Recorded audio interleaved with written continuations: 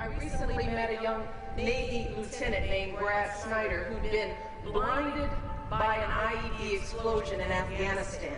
He said this, he said, "I am not going to let my blindness build a brick wall around me. I'd give my eyes 100 times again to have the chance to do what I have done and what I can still do." One of the first nights that I woke up alone, I didn't have a nurse there watching me. I wake up, it's a difficult realization that first moment when you realize I'm blind and I can't see and I may never be able to see. You know, I look around every day and think of how many things I see that are so beautiful. I was in the other room and I heard him swear, and I came back and I said, "What's wrong?" He goes, "I can't believe this. It's so horrible to be lost in your own house." When the doctors came in and told him that he was never going to be able to see again after they had spent many hours in surgery trying to repair his eyes, he had a solemn sigh that lasted for about a minute and then said, "All right, what can I do now?" Early high school, he said, "I want to go to the Naval Academy." He wasn't going to stop until he made that happen. When he got into the Naval Academy, he said, "I want to go EOD." He wasn't going to stop until he made that happen. And then he got hurt, got in a hospital bed. We started talking about options, about what he could do with his future, and he said, "I want to go to the Paralympics." I was smaller than everyone else. I didn't have the advantage of height or an enormous amount of talent. And through the mentorship of my father, we decided that the way that I would succeed in swimming is just by working harder than everyone else. Bradley Schneider of the USA with 57.18, the fastest qualifier, goes in 4. He wasn't doing it for himself. He was doing it to prove to his family and his friends that he was going to be okay. Schneider there saying, "I can't hear you." I was 4 inches away from being dead. And I really wanted that story to come true. A year later, I won a gold medal. Take your mark. Schneider away very, very quick. That will erase the badness of that day. From now on, we can look at that day as a great day in all of our lives. Anything he wanted to get done, he was going to get done. They're all in a line. Lane number 5, Bo Yang from China. But now the challenge from Bradley Schneider in 4. Schneider's coming through for the USA. Bradley Schneider into the lead. Into the final stroke, 57.43. Schneider, he takes it.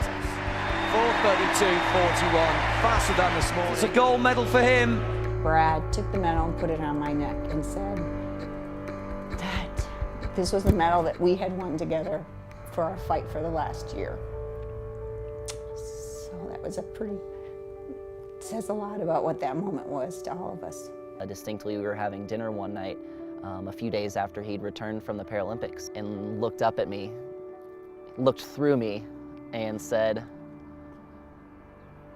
"I want a gold medal," you know? And it was an interesting moment because you could just see it settle into his face and his body, the fact that he knew that he had risen above the cards that he was dealt. Brad Snyder is inspiration not just to the blind community, but to everyone. And that is why we named our watch the Bradley. All the mainstream watches and clocks out there require vision. And checking time is still a big challenge for many people who are visually impaired because they just can't see them. Instead of designing another watch that requires either vision or sound, we wanted to develop a timepiece where you can touch time. This is a timepiece, not a watch, because you don't have to watch this to know the time. I was fiercely independent for a long time. I don't like asking for help, and so every time that I have the opportunity to find a new method or a new technique or a new technology that enables me to do something autonomously, it's very exciting to me, and I gain that autonomy back a little bit. We quickly realized that people who are sighted are also very highly interested in a timepiece that would allow them the freedom to check time without having to look at it. Who has not found themselves in a scenario where during the classroom, the meetings, interviews, or even dinner with in-laws, they just can't look at their watches or flash their smartphone to check time? It's rude and embarrassing. The way it works is By touching the titanium surface, you will feel the location of two metal spheres, one indicating minute, one indicating hour. And those two spheres are connected to magnets underneath.